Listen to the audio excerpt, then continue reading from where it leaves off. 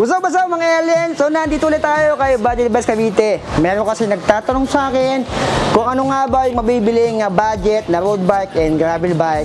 So ito na yung masasuggest ko mga alien na gravel bike and road bike. So yung presyo nito is hindi nagkakalayo, around 6,000 pesos lang.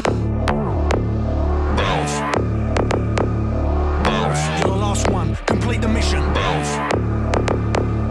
Okay, bibilisan ko lang to mga alien. Hindi to magiging comparison para itong giving some ideas, no? Oh, English! So ito yung gravel bike, si ProMax PR20. And ito si Bike Tech Pro. So itong dalawa, mayroon na ako ng bike check na magka-separate. So kung gusto nyo makita yung full bike check na sa channel ko lang mga alien. Pero ngayon, para mabilis, yung frame nito ay parehas na alloy. Nakakatuwa dahil parehas na lang sumusunod sa latest na model ng mga bike ngayon. Nakababa yung kanilang mga seat stay dito. Ayan, nakababa din. Ito nga lang si ProMax PR20, yung gravel bike natin, ay naka-full internal cable routing. Hindi rin siya makinis, straight tube, hindi siya naka-tapered, naka-disc brake. Ito naman, si Bike Tech ay naka-full external cable routing. Mas budget kasi to, mas mura to ng dihamak doon sa isang ProMax PR20. Yung down tube nito medyo manipis lang, parang padisala na pitpit. Ito naman padisala na buo pa rin. So mas flat lang yung down tube nito. Yung kanilang FD, RD ay halos same lang. Ito kasi Shimano, Shimanohan yata to. Ayan, Shimano. Yung FD, yung kanyang RD, Shimano Tourney. Hindi siya yung Tourney na nakita natin. Sprocket nito ay siyempre thread type pa. 14-28 teeth yung ginamit dito. Same na same lang halos ng spec nito ni gravel bike. Ayan.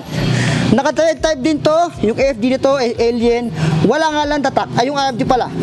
Ayan, parang Shimano Tourney lang din. Wala lang label. Parang kayong dalawa ng crush mo. Walang label mga alien. Yung FD nito, wala rin. Para siya na medyo against the light. Wala rin label yan mga alien. And parehas to doon, naka-thread type pa, 14, 28 teeth. Yung mga hubs nila parehas lang, ball bearing. Ayan. Ang kaibahan nga lang, ito, yung spokes niya is 36. Ito naman ay 32. Parehas naka-disc brake, parehas naka-mechanical, parehas naka-IS mount or international standard. Ito naka-IS mount din siya. Meron tong freebie na stand. Yung road bike, yung gravel bike ay wala. Yung kanilang mga brake and shifter halos parehas na parehas lang. Ayan, Shimano thumb shifter. Ito yung kanyang brake. Yung kay road bike. Ito naman yung gravel bike. Ayan. Ito naman yung walang label. So yung ProMax karami walang label. Ayan. Para talagang kayo nandiyo ng crush mo. Walang label. Ayan, label muna bago date. Ayan mga alien. So halos parehas lang sila. Mas marami lang walang label to. Yung gulong nito 700 by 30HC versus 700 by 20HC. Yung mga fork nila ay parehas bakal. And ito is matte type. Ito ay glossy type. And parehas sila naka 3x. Yung 3x nila halos parehas lang ng bilang. Meron nga lang tong bash guard. Ito si ProMax, meron din pala na bash guard. So ayan mga alien, yung seat post nila ay parehas bakal, parehas ng size 27.2. Ayan, Bike Tech. And yung kanilang mga upuan ay halos parehas lang. Tingnan nyo, ito yung madalas ma-lost thread sa mga ganitong bakal na ganun din dito. Yung kanilang pedal, parehas lang din. Stock pedals. Ayan, ito wala lang nakalagay pero parehas lang nila ginamit. So, kaiba nila sa presyo. Ito si ProMax PR20. Mabibili nito dito kay Budget Best Cavite. All in na yan mga alien.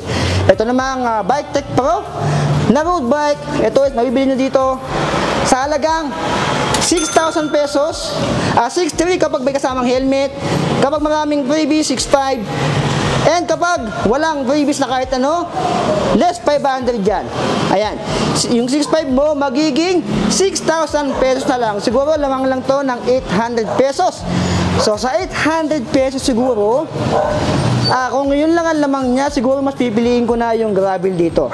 Kung akong tatanungin nyo, dito ako sa gravel. Dahil mas gusto ko to, medyo malinis yung kable niya. Naka full internal cable routing to. Ayan, ito yung kanyang disc brake caliper, ito yung FD and RD. And dito naman, naka external cable routing. Though, mas magandang i-maintenance yung ganito dahil hindi tayo mahihirapan. Yun nga lang, medyo kakaluwangin to kapag nagtagal. Dahil nga, naka-external cable routing dito. Madali siya i-maintenance, pero yun nga lang, kung for the long run, kung medyo tamad kayo maglinis ng bisikleta nyo, siguro ito lang yung downside dito ang nakalabas. Kasi nga pag umuulan, syempre yung putik, yung ulan pupunta dito, kakalawangin to. Compare dito, naka full internal cable routing, yan, safe na safe yung cable dyan, mas malapad yung gulong. Pwede ito sa mga lubak, pandigmaan mga alien.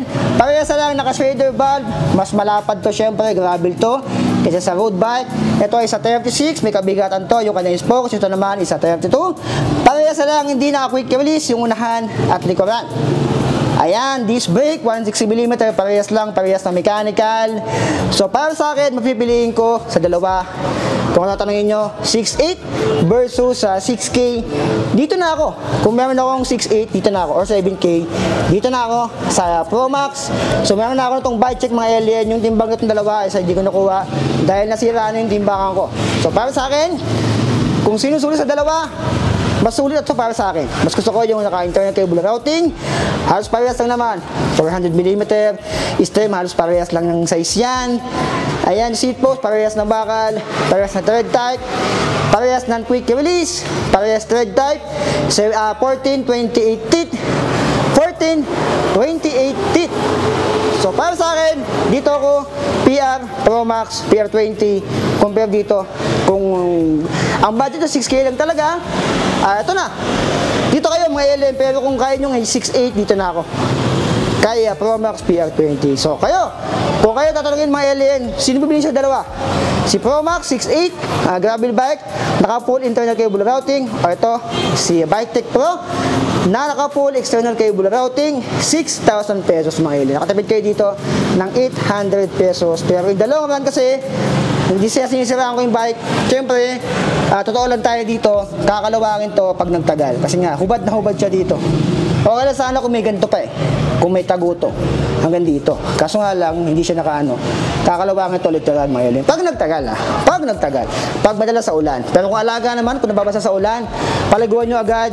Pag uwi, kahit pag muna kayo maligo, unahin nyo yung bike.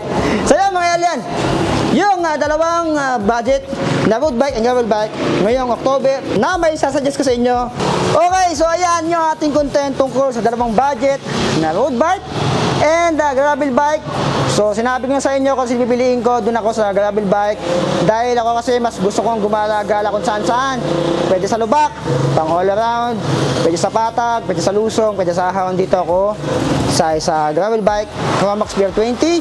Para sa akin pwede na, sulit na rin. Wala nga lang helmet na kasama, pero kung may helmet kayo sa bahay nyo is yun na lang gamitin nyo mga alien. 6.8 and 6,000 pesos. So yun lang, so be it. I got a bottle of Patron and some lights off. Two red devil looking eyeballs, and I'm finna turn up when the night falls. If you hear a siren, then it's my fault. Jump in my whip, baby, let's ride. We ain't gonna stop at a red light, and I'ma take shots like a Tech 9. It's gonna get live. Here we go, it's about to go down. Let me know, I'ma buy another round. Get low, drop it down to the ground. Oh yeah, wow, shorty make it bounce. Mama see the put cuffs on my cardiac. Took my breath away like a heart attack. And I'ma spend every dime and my money back. Everybody wanna know.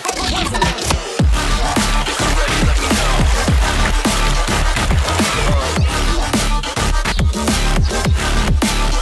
Let's go. If you're ready, let me know. Let me know. Let me know. If you're ready, let me know. Here we go. Let's go.